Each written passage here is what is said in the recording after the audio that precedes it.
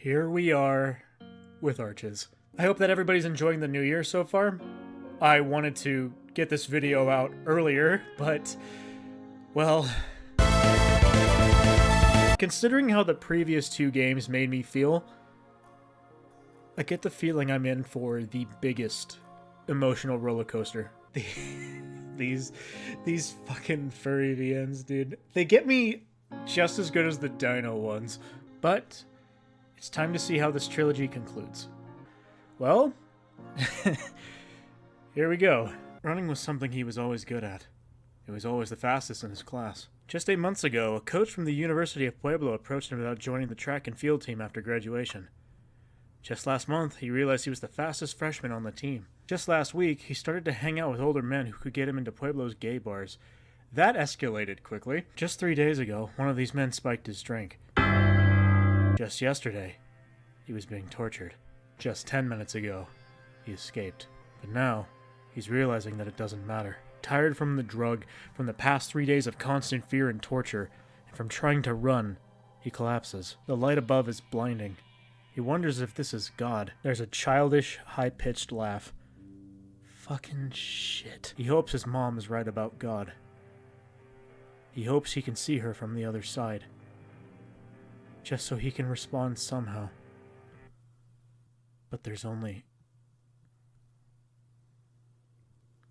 What the fuck? Hell of an intro you got there, game. Way to grab me by the balls. Cameron holds onto the seat tightly, the coyote's teeth rattling together with every pothole they hit. His boyfriend, Devin, doesn't seem bothered at all. The bear's paw on the wheel with an elbow hanging out the window. Given that the narration is in third person, I'm only going to be playing one of the two, just because that's how I usually do these kind of things. And the last thing anybody probably wants to hear is me playing both characters and flirting with myself. I guess I'll flip a coin. Damn it. Okay, I guess I'm playing Cameron. The rocky, uneven landscape has opened up to a wide expanse of blue. If the coyote really is what Devin thinks he is, then right now he'd feel all the awful, evil things that supposedly happened here. Of course, he kind of knew this would be the case, but he'd never been to a place that was famously haunted. Not like Echo, anyway. It is a little bit odd to be coming back to this setting more than half a year later. I can't wait to see how this could possibly go wrong. Dev asked him in the past to go on his amateur paranormal investigations. All because the coyote could see things. And even though he'd refused to entertain Devin's psychic bullshit, the bear still took care of him. He'd done so much for the coyote that Cameron was embarrassed to think about it sometimes. So, when Dev got this chance to go to the place he'd wanted to go the most, Cameron decided he had to go as well. He's doing this for Dev, to show his appreciation for everything that Dev had done for him. The road becomes smoother and newer looking as they pull up to the lake. This really isn't bad at all, so far. Sure, they weren't in the town yet, but all those dreams he had, all those terrible feelings, they seem silly now. He also knows that ghosts aren't real either. But Devin believes, or at least he wants to believe.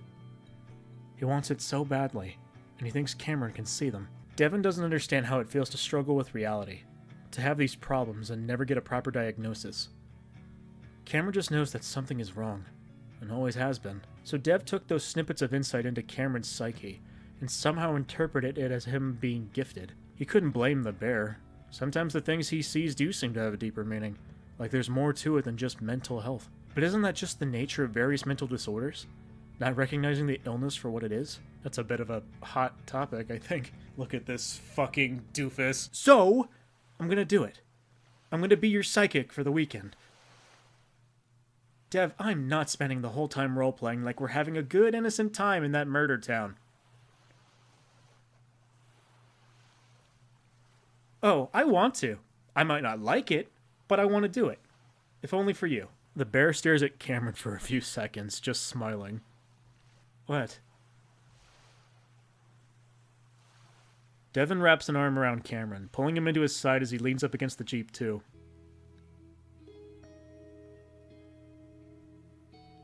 Cameron sighs. Of course I have, but what always worries me about this paranormal stuff you're into, and the afterlife and all that, it reminds me of my mom. You know, toward the end, right before I left, she was usually amped up on something to stay awake for her 3 jobs. Whether it was amphetamines or meth, she barely slept. But then she started to look for specific shapes, arches and half circles. This voice told her that she could get into heaven if she passed under the right one. Eventually, she told me everything was warped. I guess she was so fucked up that these shapes just popped out at her. Like her brain was highlighting them, and she couldn't ignore them. She looked completely done. She told me she'd be back to save me, and then just walked out of the trailer. A few hours later, she drowned trying to swim under a bridge, and everyone in the trailer park kind of saw it as just another delusional druggie getting themselves accidentally killed. So it hurts to think about that night, how I just let her walk out of her trailer like that. Before he knows it, Echo is ahead of them. So this is home base, huh? I don't think it looks bad. I love street art like this. It just makes me feel less alone. Like a lot of people have been here and we're just fine. All the graffiti artists I knew were really nice. Well, I think a lot of people would disapprove of what we're doing, and I know you're nice. So just lighten up a little. I gotta give credit where it's due. It's still really early, but these two bounce off each other so well. Well, go on. Your classes in dynamics and calculus-based physics should figure this out for us. Cameron's voice drips with sarcasm, and Dev can only assume he's making fun of the way that Barrett tried to impress him with his coursework during their first dates. But Devin tries to salvage the earlier good-natured mood.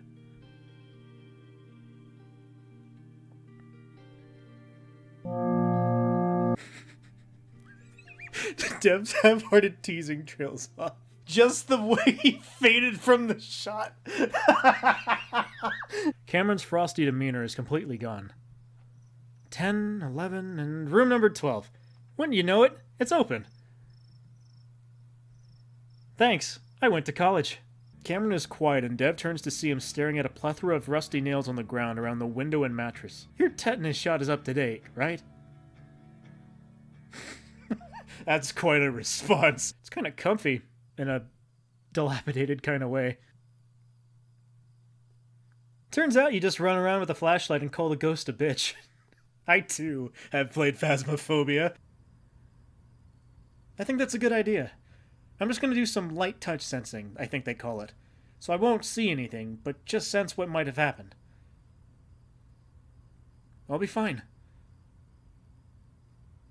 Look at these two smug fucks. Looking around equipment while trying to be quiet about it quickly gets Devin sweating through his shirt. He hadn't really thought about the heat, even when Cameron was complaining about it, but his shirt had been plastered to his fur, and he had to take it off. As Devin goes about testing his equipment, Cameron shifts and mumbles something. Dev perks up. He quite literally took off his fucking shirt. Right, okay. Devin knows that the coyote has some kind of ESP abilities, but that didn't mean he didn't also have other issues that could fuck him up. Then he gets up and paces for a bit, beginning to make up his mind, deciding that right after this, they're done, no matter what. The bear looks at the closet, the one where a wolf from the Meseta Tribal Council hung himself in the early 90s. Devin feels something. Not a good something. That gut feeling came back. Haven't felt this in over half a year. Welcome back, Echo. He wants to call out to Cameron, but it's like something is around his neck, holding him in place. And then he hears a terrible sound behind him. Cameron's eyes are heavy, and he can barely focus. He needs Devin, and he thinks he sees him as his vision begins to slowly focus. What the fuck? Terror begins to engulf him. How could this happen? How could he do this? I don't like that. Cameron stares at the phone, unable to understand through the static, but able to recognize the voice.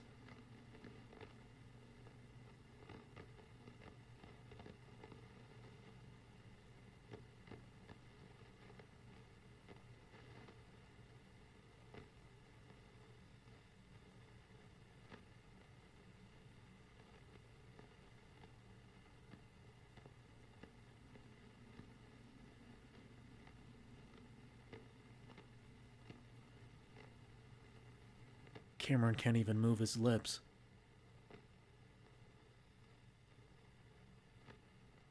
Devin's voice becomes more muffled. It's quiet for a moment, and Cameron just sits in stunned misery, just waiting. A terrible demonic scream screeches through the phone, and Cameron's fur bristles all over his body, and he fights this prison that he's in with everything he has. It takes Devin a moment to realize the terrible sound is coming from Cameron. He's never heard him make a sound like that before. Cameron just stares back, and Devin finally snaps. To Dev's shock, Cameron's paws fly to the bear's neck, but instead of squeezing like he thinks he's going to, they rip at the thick fur there. Cameron continues to stare at Devin's neck, seeming to search intently. Then he looks up at Dev's face. I saw you dead. You called me and screamed at me.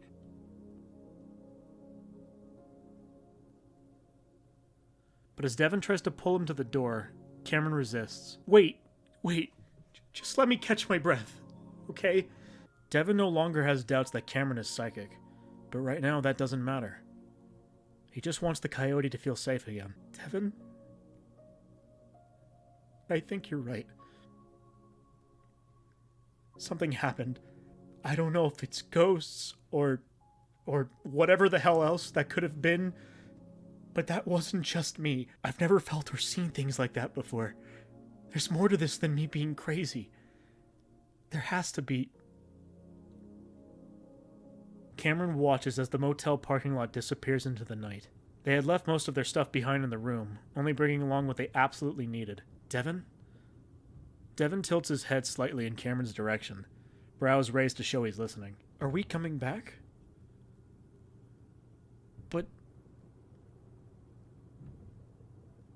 that fucking amusement park might be one of the only happy places in this whole fucking setting. I think we should come back tomorrow. Keep this going like you planned. There's something more to this, and I want to help find out what it is.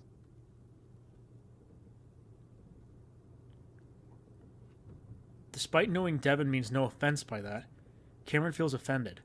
Like Devin doesn't think he's good enough, or strong enough to do this. But I want to. Especially if you're just gonna come back. You think I'm just gonna sit at home, knowing you're back out in this hellhole? I know you need to find answers, but after feeling what I felt, I need answers too. And just like that, Cameron's determination dries up.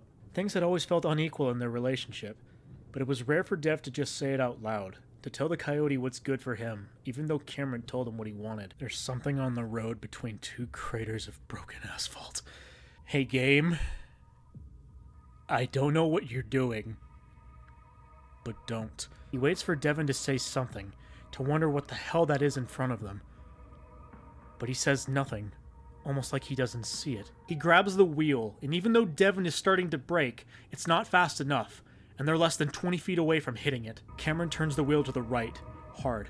The Jeep is tilted forward. The front wheel is wedged into a deep trench carved out by years of flooding along the edge of the road. He grabs Cameron's arm, forcing him to turn fully around and face him. Cameron flinches and raises his arms up, crossing one wrist over the other, covering his face like he thinks Dev is going to... But the coyote just lowers his arms, looking around again. I saw something. Someone. It was like a little kid sitting on the road. Didn't you see them? I'm sorry. I thought I did. I didn't mean to fuck up your car, though. I thought it was an otter. I could see the tail and everything. Excuse me? These games do just have a way of building up a pit of unease right in my gut.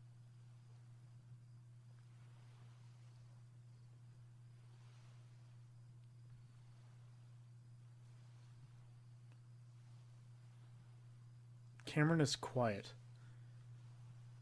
Remember a while back when I asked what we'd do if there was an emergency? You said there was still cell service in parts of the town. Yeah, Dev, you know what I'm talking about. It makes way more sense to find cell service right next to us and call for help rather than walk 8 miles. Yeah, psychic, or not. I'm unstable. We both know that already.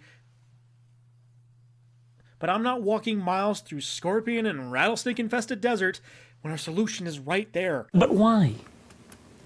Why would you do that? Why would you do any of that? Sorry, who's the psychic here?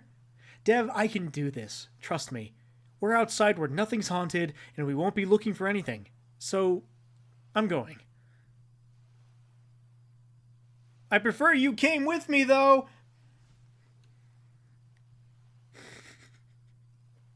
I like a little bit of levity with my horror. It makes the sucker punches later hurt even more. Cameron turns his phone off while Dev looks on.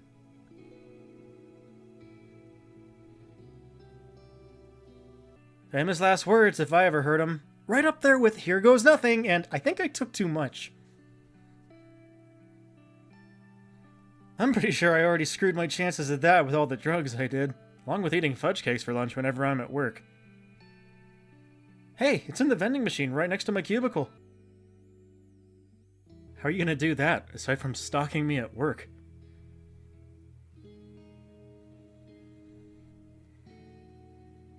Ha! Fat chance. They don't give a shit about our health there. Dude, this background work is fucking creepy. We are so dead. I've killed us. Who are you texting? Who? Something bangs like a screen door swinging closed, and not very far away. Oh no. Who did you say you were texting again?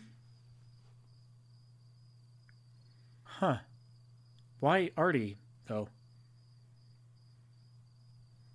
He can give us a ride, at least, I guess. Cameron sits in the trunk of the Jeep, legs hanging out over the edge, dangling toward the ground that's further away than usual due to the tilt. Meanwhile, he fiddles with his old acoustic guitar that had been stashed in the Jeep for at least a year, tuning it slowly. He'd forced himself to learn how to become good enough. With all the awkward fingerings, the constant tuning, and the pain of holding down steel strings with his finger pads, even after he built up calluses.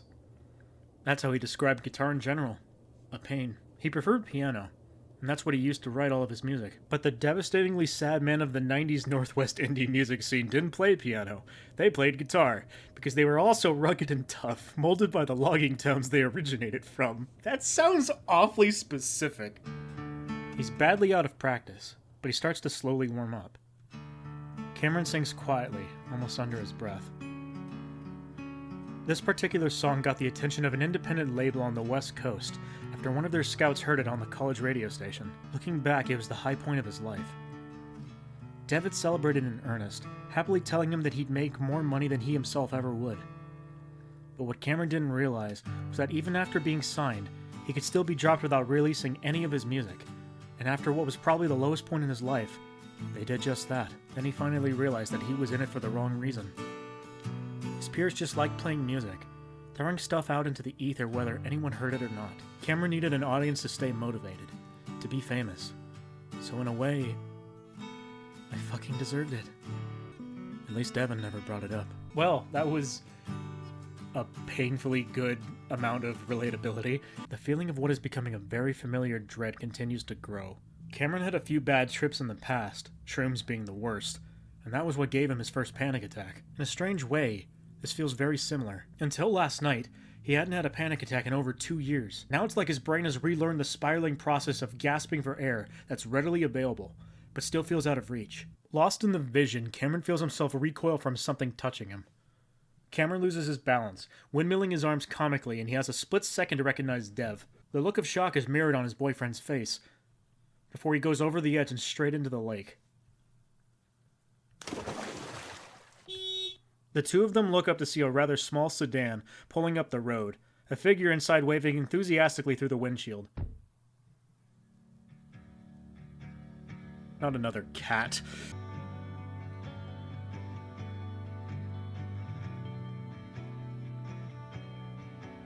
Hey, Artie. I fell in the lake, so that's why I'm half naked right now.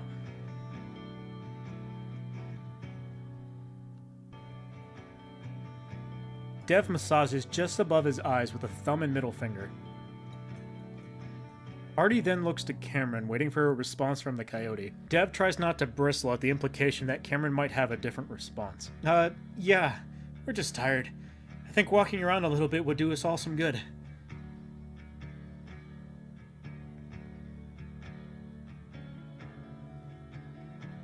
Artie jogs back to his car. Dev's stomach turns as he watches Artie grab a vape pen from the passenger seat. Oh no, he vapes.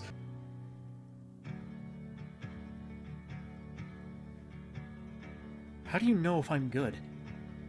Cameron's voice is so low, Dev almost doesn't hear it. You just said, we're good, without even asking me. Devin doesn't know what to say anyway, because Cam just doesn't do drugs. Anyway, I don't mind taking a hit, if that's okay with you, Artie. Dev stares incredulously, the disbelief building until he can't hold it back. Artie looks at Dev with wide eyes, but Cameron only spares him a glance before plucking the pen from Artie's paw and taking a deep pull from it. That's harsh as fuck. Like worse than a blunt.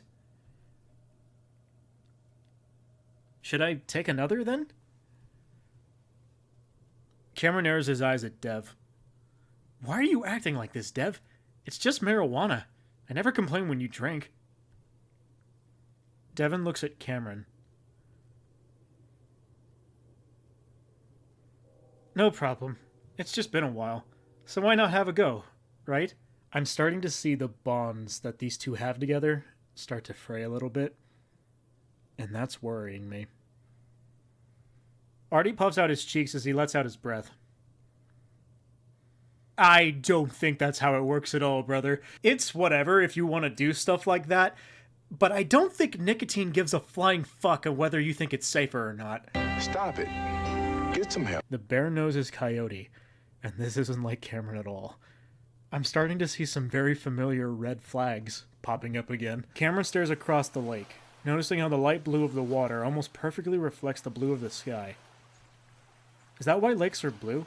Because they're just a reflection of what's above? Oh shit, that's crazy. This seemingly profound realization is what makes Cameron suddenly realize that he's very, very high. He's never been this high before. His 16-year-old self would be able to handle this no problem, but the shroom trip he went through sometime during junior year had ruined most reality-distorting drugs for him. Dev had been right, of course. What the fuck was he thinking? While he'd made a fuss about Dev answering for him, in reality it had been a spur-of-the-moment decision. Because when Artie offered the pen, he remembered that seeing things always became easier when he was high. Seeming to disregard Devin's advice to take it slow, Artie starts cramming jerky into his muzzle, moaning like Cameron. Guys, it's just beef jerky. What the fuck are you doing? Me neither, brother. Damn it, now I'm hungry for beef jerky. Unlike that fling in college, losing Cameron would be a traumatic, life-changing disaster. I don't like this wording because it gives me anxiety, and I'm hoping I'm just being paranoid. Because honestly, if this game ends on a super depressing, downer ending, I'm gonna lose my fucking shit. Dev runs up to the car just as the old weasel-looking man headbutts Artie in the face. Holy shit.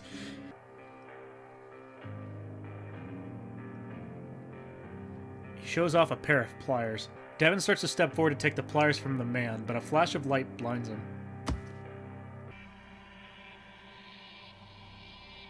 Dev is only now starting to get his breath back, but his eyes are locked on the gun in his face, and his insides turn to water, which has nothing to do with the punch.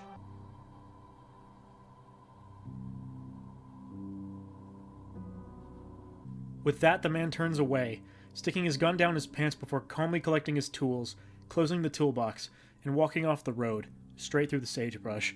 Artie looks back to the car, and even from here, Dev can see wiring sticking out from the hood. Jesus fucking Christ. Like they were just joking about a couple of minutes ago, dude. Fucking hell. A gentle wind tickles over the fur in his ears, and the whispers continue.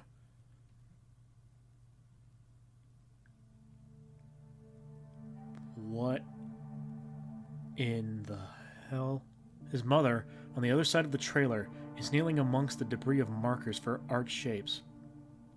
Oh my god, I just realized there's post-it notes of it all over the place. It's sad.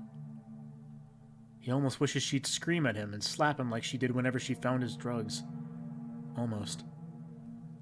Because right now he feels so good, and she seems happy enough to listen to that fan. He's going crazy.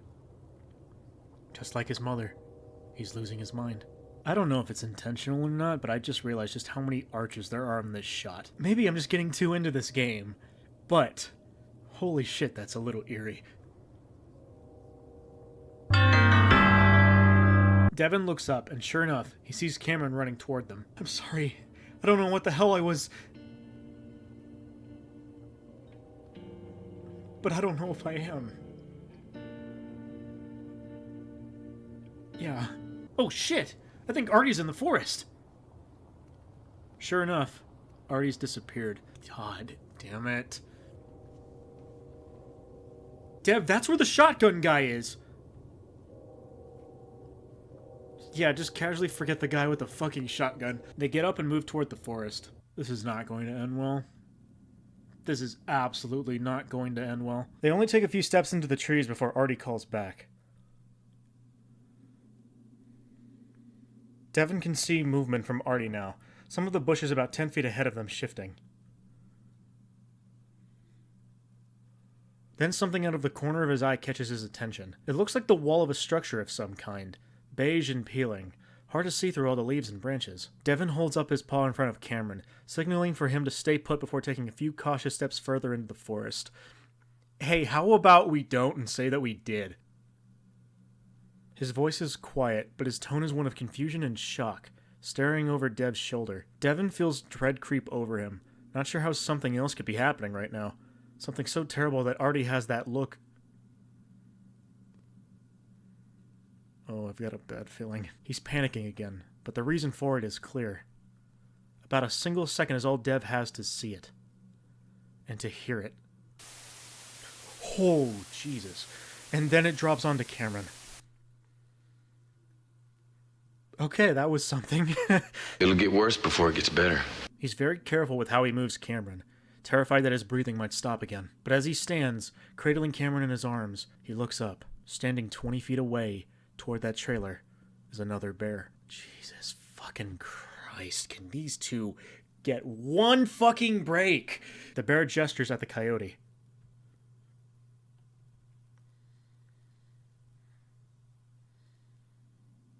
There's a pause in which this other bear just stares down at them. A pause that's long enough that Dev opens his mouth to speak again. But that's finally when the older bear seems to break out of his trance. Jesus H. Christ, he's as ugly as he was before.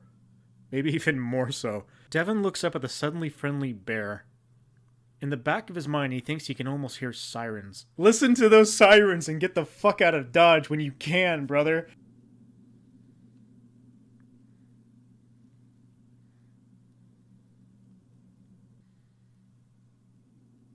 The old bear turns away and starts making his way toward the trailer. Artie glances at him, clearly uneasy about all of this.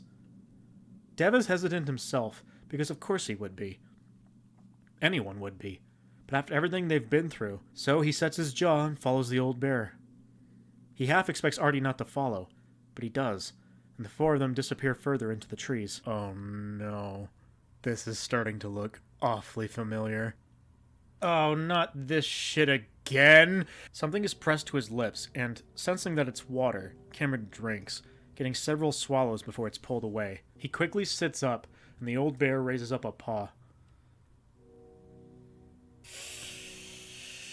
I never forgot about Leo and Jenna's route. Fuck you, you son of a bitch. While the bear's demeanor is friendly enough, his appearance definitely isn't. Where's Dev? The bear, I mean. Is he here?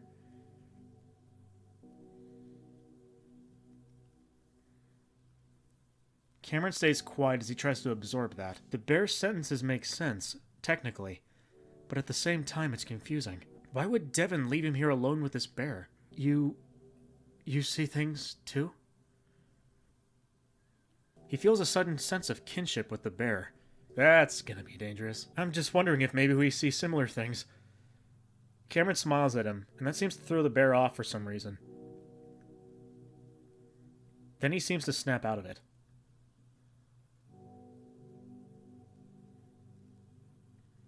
Cameron can understand that feeling. His increasingly heavy breaths prompts Brian to crouch in front of him, patting his shoulder roughly. Okay. God, they made Brian even more dangerous than he was in Echo, and that's impressive. Man, where's Power Socket when you need him? The wind whips violently in Devin's face. The ominous sound of the sirens were really the only thing that guaranteed he'd be home as soon as he possibly could be. He always took their warnings seriously, because what they warned of always terrified him. He'd felt that fear moments before his world became a red flash of pain. Before he saw Artie crumple lifeless to the ground, at the same time a pop echoed through the air.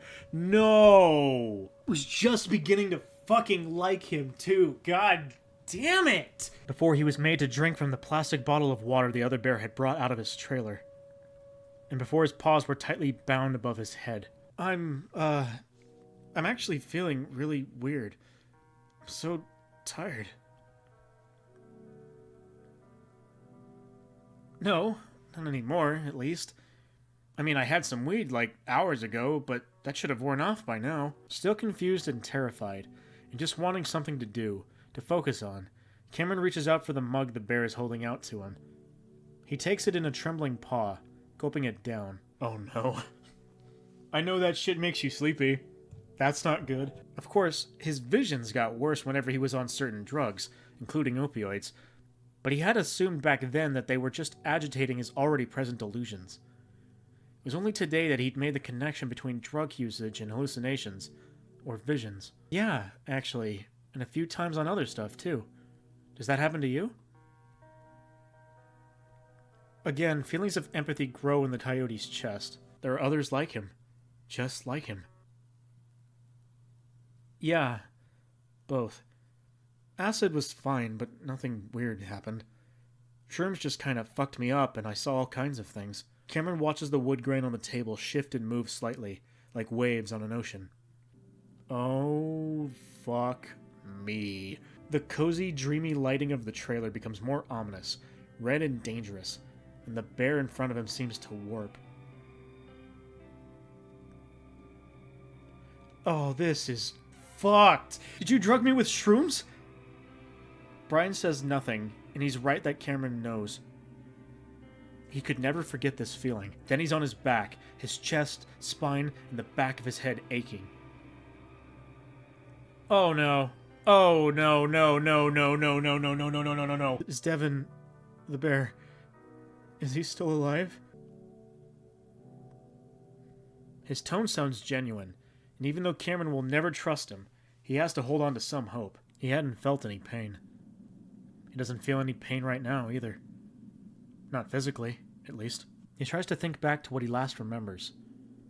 Standing in front of everyone in the second grade, his trembling paws holding his book report. He clears his throat, trying to figure out how to put his sentences together in advance. Oh, please tell me he's still alive. You do not understand. I need something good to happen right now. His voice is so alien, so strange, it startles him a bit. He stutters, and he has to chew around the syllables like he's biting at the letters. It's not terrible, but the deep, cold throb at the back of his head feels remarkably wrong. With a shaking paw, he reaches back and finally feels the damage. He was shot in the head. He remembers deciding to run, since the shotgun wasn't loaded, but then the bear had taken out another gun, a handgun, and then... How is he alive? How long will he stay alive? Oh fuck, it messed up his brain. The cat brings his knees up to his chest, putting his arms around them like he's a... like he's child. He feels like... Oh wait, you could actually get away with a spelling mistake like this. Because his brain is all fucked. Game, please. This poor guy's been through enough.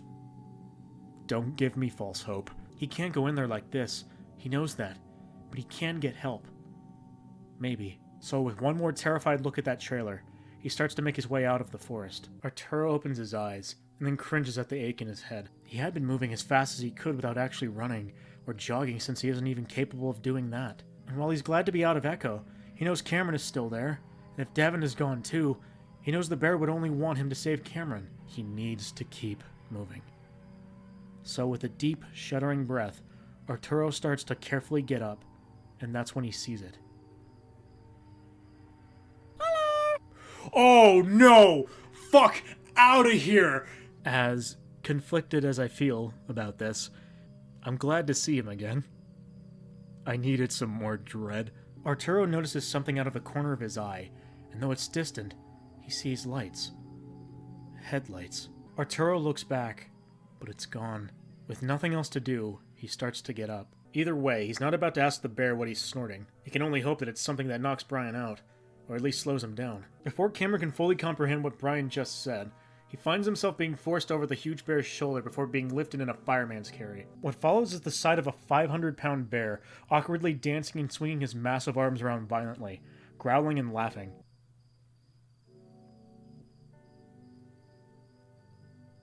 So, while Brian is telling him to contact people he murdered and buried under the ground, Cameron instead reaches out for Devon. What the fuck? Well, Brian drugged me with shrooms, and I'm tripping absolute balls right now. Hallucinogens enhance my abilities, and I think I kinda created this space. I really can't make this stuff up. Anyway, it turns out I'm not that different from my mom. It's all arches. I see them when I take certain drugs. Devon looks up at the patterns. For the first time, he feels like this might actually be Cameron. It's me! Yes. No, we don't have time right now. Also, I kinda read your mind, so I already know. Just a little bit of levity in moments like this, dude. Again, it's great. Tension's still there, but it's ebbing and flowing. He remembers his situation, and he remembers that he's been drugged with shrooms and Xanax. His trip has reached its dizzying peak. His sense of self so utterly decimated that he isn't sure how he's ever going to feel the same again. The terror and torture of the past 2 days has culminated to this, the moment that his mind gives in and breaks. And Cameron can't tell what's real and what isn't anymore. He's not crazy. He's not a psychopath. No, the true root of Brian's evil is clear. He's selfish, and he's never satisfied with what he gets. Selfish enough to put dozens of young people through hellish torture until they finally died. But it's not enough for Brian. He always needs more. All for his own fleeting, drug-fueled, sexual gratification, because at one point, Brian decided that's what makes him feel good. So fuck this world that makes him feel bad. Where are you taking me? Keeping his hold on the coyote, Brian pulls Cameron toward the van. It isn't long before Artie realizes that the lights along the interstate are actually a lot farther away than he had thought. A car door opens and Artie just stands there, lost in the light. A figure starts to materialize in front of Arturo, and finally, he recognizes him. Oh boy. The weasel stares at him, then tilts his head to the side, squinting before reaching out and turning Arturo slightly by the shoulder.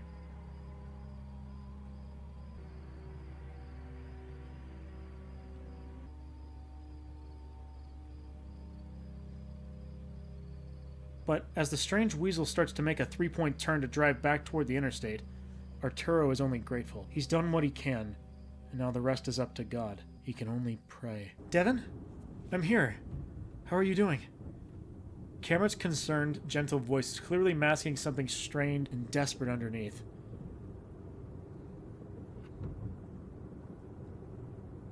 But he can barely talk. When he comes to again, it's stopped, and Devon realizes the van doors are open. Brian turns slightly away from Cameron, then spins and sends the back of his fist across the coyote's muzzle. The sound is so loud Devon is shocked awake, adrenaline compensating for the sedative.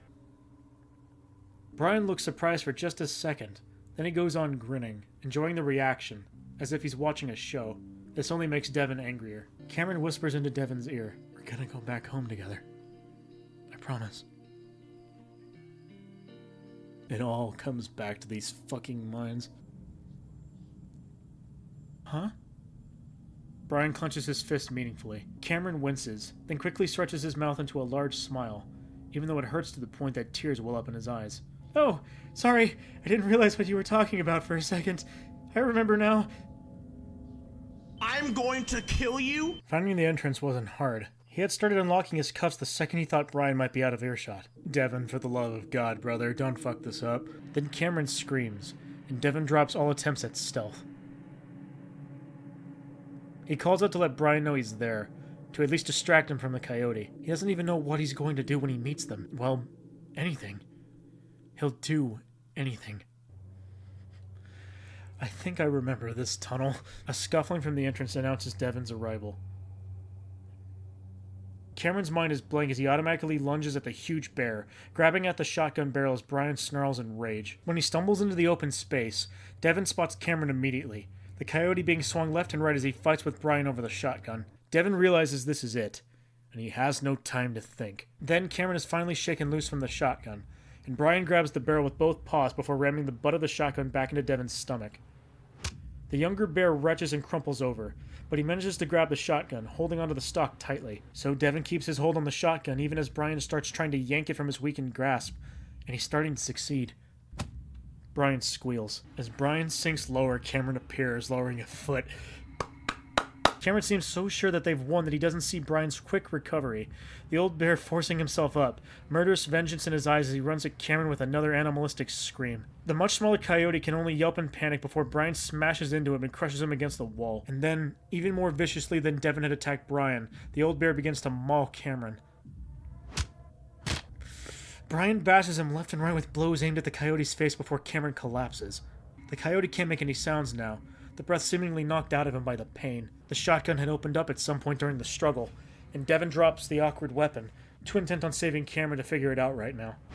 He charges into Brian, and the force knocks the old bear off the coyote. Let's fucking go, Devin, come on! Devin can feel that he's truly stunned the old bear, at least for now, and as Brian takes his fist back, he resorts to panic shoves instead of actually trying to fight. His bitter hatred is evident.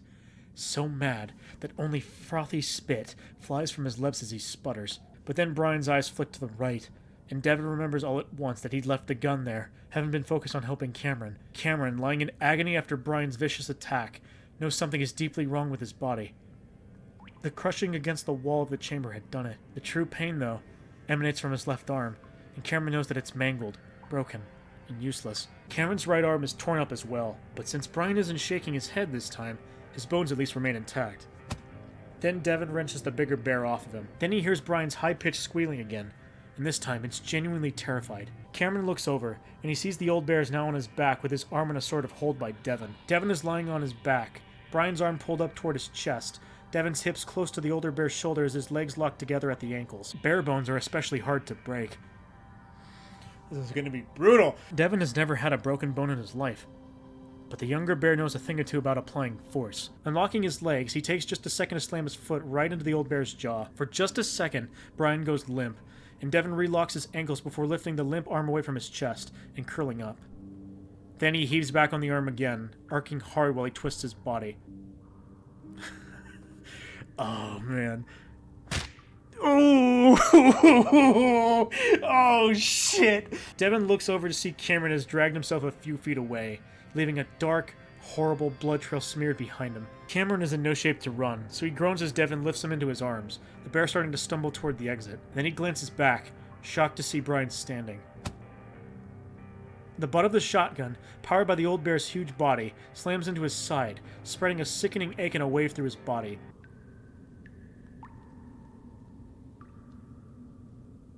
Cameron's ability to see and feel things is fading, just as the effects of the shrooms are fading. Still, there's just a bit left, and Cameron tries his best to use it. Devin's voice, still breathless, whispers into Cameron's ear. But Cameron suddenly turns. Devin watches as Cameron's face becomes a bouquet of red ribbons, and the bear stumbles as the shot hits his arm as well. Devin quickly looks down to see Cameron no longer with a face. What the fuck? Devin leans over Cameron's body, an expression of untold anguish on his face, as he starts to let out a low, terrible groan that rises in pitch to a bearish howl. What? Cameron grabs the barrel and shoves up. Cameron looks to where Brian is. The kickback from the 10 gauge had hit him hard, squarely in the chest. Cameron can almost visualize the shock sent through that old, worn-out heart, already exhausted from the stimulant in the fight. Brian clutches at his chest and stomach and groans.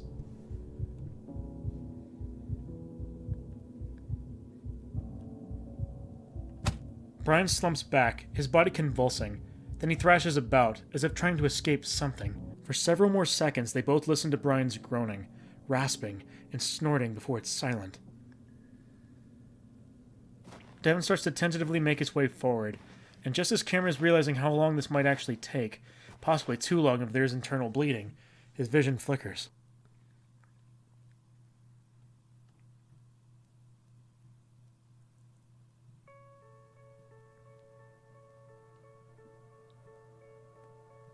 What in the hell? Cameron stares at it, then looks at Devon, wincing at the bear's bloodied and bruised face. But Devon doesn't react to the light, like Cameron is the only one seeing it. I think I can see where to go. Just walk straight. I don't know, but I can see. Let's just get out of here. Please. And sure enough, as they leave, arch after arch appears, and Cameron is confident they'll lead to the exit. These arches had tortured his mother, but this feels like his mother, somehow. Then, within an hour, real light.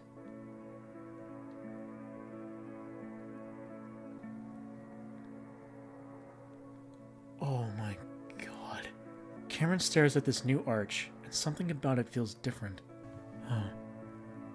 Mom. I found it. Her arch. You know how something can happen that's so impactful it splits your life in two? Like, you see life as before, and after that moment, it can be good or bad. I think meeting you is the good divide in my life. I think what happened here, what's going to happen after, I think it's the bad divide. It had always been his mother's death, and it still is. A divide. But this time, Cameron realizes he's been deeply affected mentally. It's not something that he can just recover from. Something's truly wrong with him. Cameron stares up at the arch, looking both beautiful and terrible at the same time. But something about all of this, the way he's seeing things, something has changed. No, something else happened, and his mind feels wrong. Devon will stay. He's able to see that much. But should he? More than anything, they both want to stay together, but if Cameron becomes a burden to Devon, he doesn't know how he can stay. So, Cameron leans his head against Devon's shoulder, smiling in a mostly happy, but in a bittersweet way. Alright. Holy fucking shit. The terrible change comes almost exactly 3 weeks later. Ever since the shroom trip, a haze of psychic ability lingered around him, allowing him to capture thoughts and feelings seemingly at random. Devon just wanted everything to go away, quietly, like it never happened. That included Cameron's abilities. That was at the end of the second week, and over the course of his life, Cameron would look back on that visit as one of the last times he was truly himself. But as the third week progressed, what had been bubbling below the surface made it so fully known. Oh no, what's happening now? Then his computer screen seems to move further away, like he's seeing a dolly zoom, like vertigo. Pressure grows in his right ear, and he realizes that maybe that's what's causing the strange feeling of being off balance as the world tilts. Cameron holds very still, positive he didn't think those thoughts just now. Cameron brings a paw up to his right ear, where the voice came from. Is his headset still on, or... After that, Cameron remembers very little except panic, followed by confusion. A ton of confusion. After finding Cameron sobbing on the ground, surrounded by black plastic keycaps, and bleeding from reopened stitches, a frantic Devon drives him to the hospital. What is happening to my boy? This is just getting worse for these two. About 7 months after Echo, and 6 months after his first episode, Cameron feels worse than he did right after Echo. Schizophrenia, likely induced by his genetics combined with the drugging and trauma in Echo. Oh, shit, that's rough. Oh, Jesus, this is a fucking word salad. Useful. Poison? Sorry, I'm just thinking out loud, if that's what you're wondering. Yeah.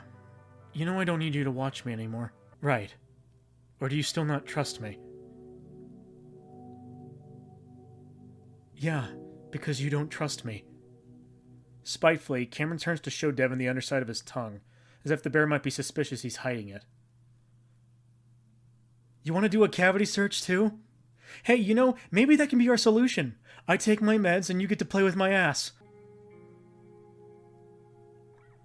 Devon's already sounding angry, way quicker than he usually does when Cameron provokes him like this, and suddenly they're in a fight. The ones they'd never had before Echo.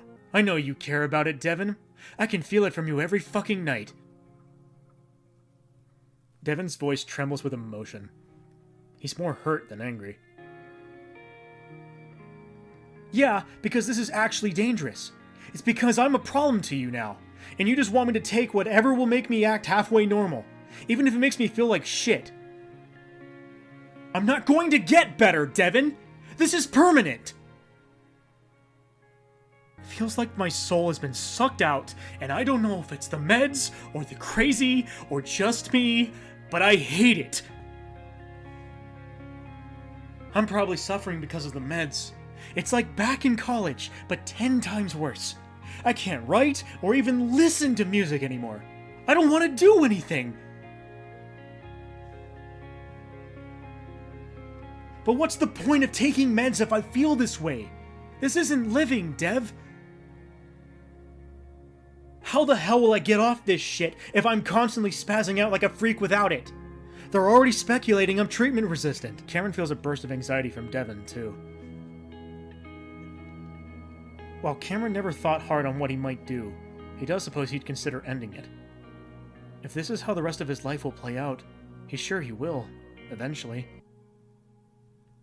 The voice continues to talk, and Cameron rubs his ear, trying to ground himself, emotionally exhausted and feeling detached. Right. The obvious signs of Cameron's symptoms being aggravated seems to bring Devin back down as well. The bear quickly hugs Cameron. I'm just sad. I'm sad because I had such a good life with you, and it feels like it was just yesterday, but it's just gone now. Devin squeezes him tighter. What day is it anyway? Like the 15th? I forgot that your birthday was last week. I just remembered now. Devin laughs.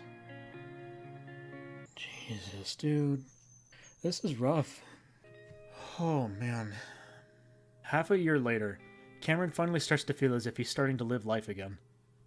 Not his old life, but a new, unfamiliar one. Tapering down his meds along with exercising definitely helped, which is why he came here with Devin to visit Arturo. Aw, he's got the stutter still, but I'm just happy he's alive, dude.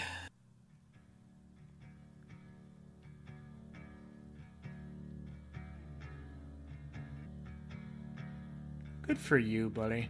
Artie understands that they have completely different problems, but they're both life-changing, and the two of them are bound to these problems for the remainder of their lives. In fact, if Cameron's visions hold true, this will be one of the last of a handful of times he'll speak to Artie. It hurts. The reason he'll only see Arturo 2 or 3 more times in his life isn't because of Arturo or Maria. It's because Cameron knows he can't come back here and cause them stress like this. Cameron is no longer part of their lives, and he simply can't be, no matter how hard any of them try. Despite the hurt from learning their thoughts about him, Arturo's future is, if he has to sum it up, a happy one, and who can ask for any more than that? Oh boy. Alright. This epilogue is something else, dude. It feels like an entirely different game. Devin points at a spot on the bench where the snow had already been brushed away, probably by another couple enjoying the snow. Devin finds it strange that Cameron is the one usually cheering him up now. But the bear feels the coyote's head twitch against him gently, a remnant and reminder of what they went through over the past few years. Devin, did you ever find what you were looking for? Devin immediately knows what Cameron's referring to, and it makes his stomach twist into knots. I just wonder if you were able to, figure stuff out. Devin stares down at Cameron, knowing that he's being genuine, hoping that Devin somehow found some peace in that hell.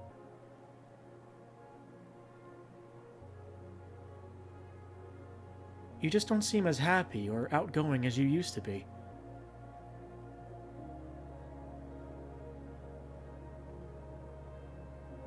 Yeah, but nothing stays the same. We don't fully recover, or become who we were again. And still, we always want to go back to how it used to be. It's like how they say you can never go home again, because home isn't just a place, but it's people. And it's at a certain time, and when it ends, it ends. You can never get it back. For now, though, he's here with his husband, sitting and watching the snow fall silently. And that's okay. Because whether they disappear forever, or go somewhere else, it'll be together. Devin feels a little hope reignite in his chest. There might be something. There might be nothing. But he's content to wait and find out. Besides, that will be a long way away, be sure. Not until they're 110, after all.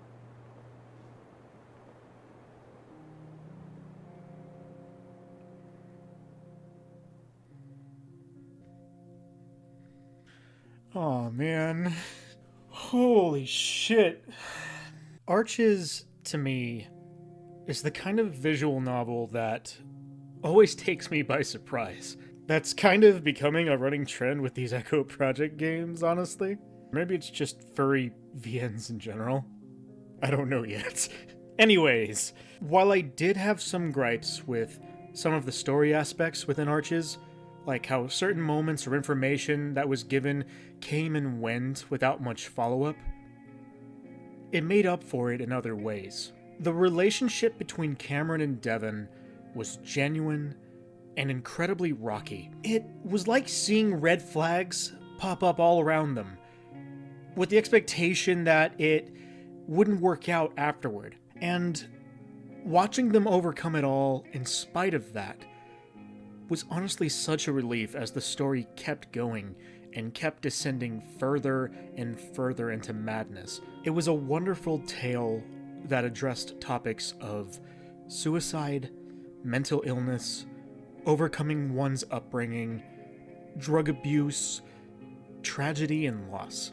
And while I personally think that Echo was a much more unnerving story as a whole, and more notably scary, Arches hits its own mark in building tension and not letting up until the very, very end. And to me, that made it just as memorable of a ride as I had with Echo.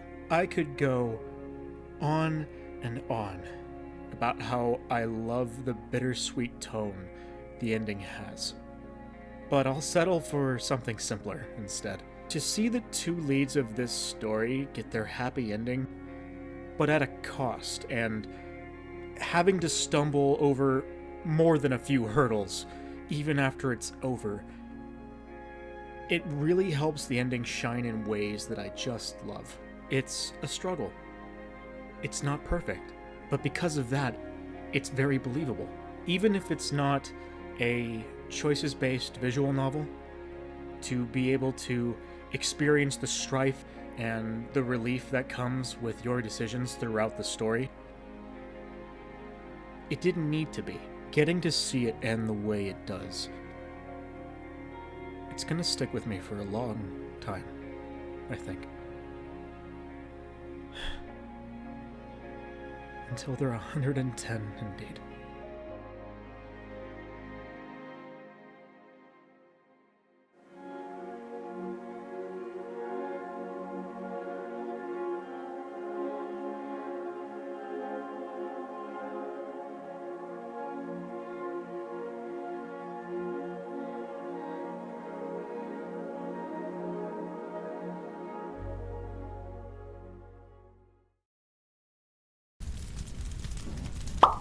And then kill you again.